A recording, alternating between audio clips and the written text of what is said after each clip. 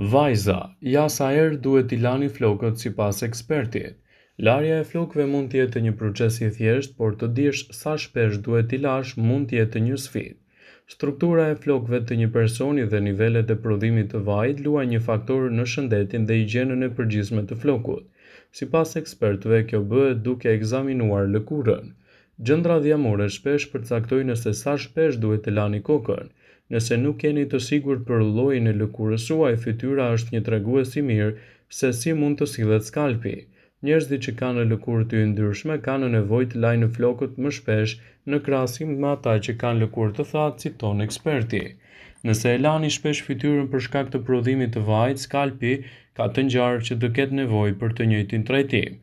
Flokët kaçurele priten të jenë më të thata dhe mund të kalojnë disa ditë pa u larë. Megjithatë, kjo varet nga aktiviteti fizik i një personi dhe nivelet e hormoneve dhe lloji i yndyrnave që ato lëshojnë.